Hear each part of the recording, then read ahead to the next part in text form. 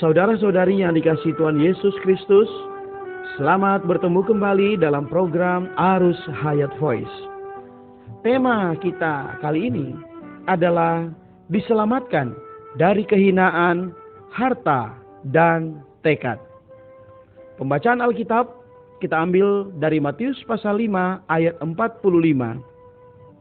Karena dengan demikianlah kamu menjadi anak-anak Bapamu yang di sorga, yang menerbitkan matahari bagi orang yang jahat dan orang yang baik, dan menurunkan hujan bagi orang yang benar dan orang yang tidak benar.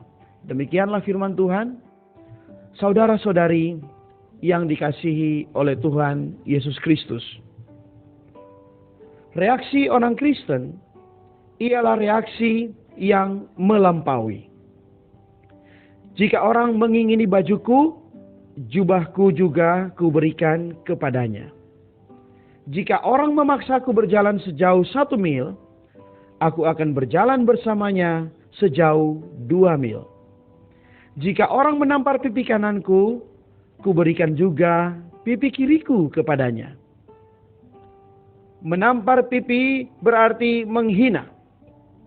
Hal ini mengandung arti yang sama, baik bagi orang Yahudi maupun orang Roma pada masa itu. Menurut catatan-catatan Roma di waktu dulu, banyak budak orang Roma lebih suka dibunuh oleh majikan mereka daripada ditampar pipinya. Mereka lebih rela dibunuh daripada ditampar.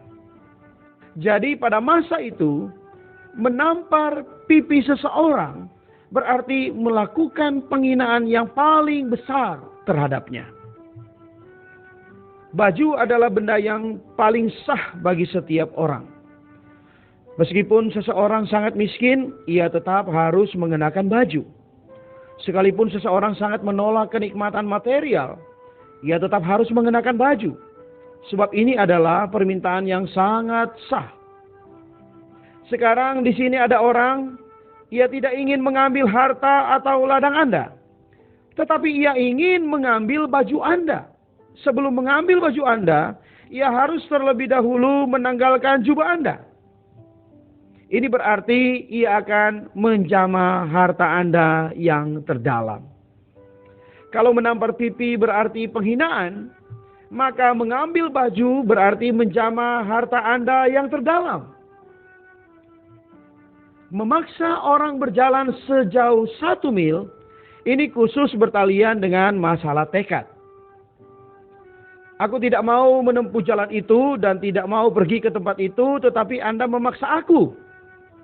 Jadi aku menekan diriku untuk menempuh jalan itu. Ini berarti tekadku terluka. Sebagai orang Kristen, kita telah diselamatkan terlepas dari perasaan kehinaan dan kemuliaan. Kita telah terlepas dari perasaan hak milik harta dan terlepas dari tekad.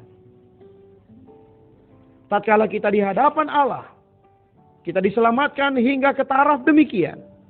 Kita akan melampaui baik masalah kehinaan, masalah harta, maupun masalah tekad. Segala perkara atau benda tidak dapat menjamah kita lagi. Perkara selanjutnya adalah di hadapan Allah kita harus belajar menjadi orang yang tidak beralasan. Itulah pelajaran salib yang pertama. Mungkin di antara kita tidak ada saudara atau saudari yang jatuh dan merosot demikian rendahnya sehingga melakukan balas dendam. Reaksi yang Tuhan tunjukkan kepada kita ialah ketika orang berbuat jahat kepada kita tanpa alasan, kita pun harus dapat menyatakan kebaikan tanpa alasan. Jangan sekali-kali terjerat dalam alasan atau aturan, karena reaksi anak-anak Allah bukan berdasarkan alasan. Tidak seorang pun di antara anak-anak Allah yang boleh marah-marah, sebab kita sama sekali tidak beralasan dengan orang menurut benar atau salahnya suatu perkara.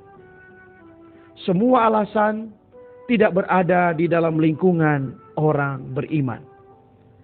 Bila Anda terjatuh hingga beralasan dengan orang lain, itu berarti Anda sudah meninggalkan status atau kedudukan Anda sebagai orang Kristen. Saudara-saudari, bagaimana reaksi orang Kristen? Reaksi orang Kristen adalah melakukan perkara yang melampaui. Ketika seorang anak Allah dianiaya, dihimpit, dipojokkan, dan menempuh jalan yang buntu, seharusnya lah ia memanjat makin tinggi dan makin tinggi lagi. Kalau begitu terdesak segera jatuh. Sungguh kasihan.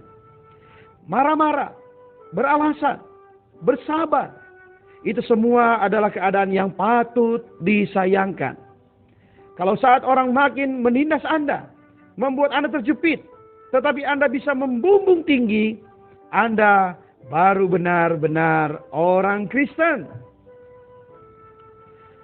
Khotbah Tuhan Yesus dalam Matius pasal 5, 6, dan 7 adalah khotbahnya yang pertama. Pengajaran di atas bukit adalah yang pertama kali didengar oleh para murid. Sebab itu, kalau kita benar-benar orang Kristen, kita perlu mempraktekannya sejak semula. Jika tidak, maka batin kita akan merasa tidak enak. Kalau seorang Kristen beralasan dengan orang lain, begitu pulang ke rumah, ia akan merasa tidak enak. Kalau barang Anda diambil oleh orang lain, Anda mengerutu. Begitu pulang ke rumah, pasti Anda merasa tidak enak. Namun, bila orang lain mengingini baju Anda, dan Anda malah menambahnya dengan jubah, pulang ke rumah, Anda pasti dapat berseru, haleluya. Dan hati Anda akan merasa sangat nyaman. Kalau orang ingin meminjam uang Anda ada uang tetapi menolaknya. Memang uang Anda tersimpan, namun sukacita Anda juga tersimpan. Bila orang ingin meminjam, pinjamilah.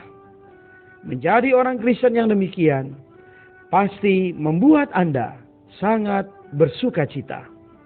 Banyak orang Kristen justru tidak sudi berjalan sejauh 2 mil. Sebab itu sehari suntuk mereka bermuram durja. Kalau Anda rela berjalan sejauh 2 mil, maka batin Anda akan bernyanyi dengan riang dan sukacita. Amin. Mari kita berdoa. Ya Bapa kami yang penuh dengan rahmat, jadikanlah kami orang Kristen yang sejati, penuh dengan kasih yang melampaui, kasih yang berasal dari diri-Mu sendiri.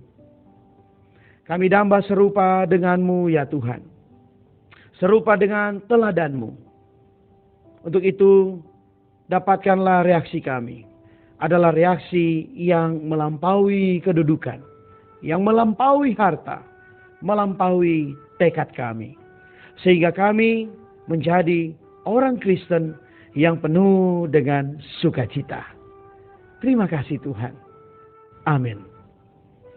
Demikianlah firman Tuhan. Sampai bertemu di kesempatan berikutnya. Kasih karunia-Nya menyertai kita semua.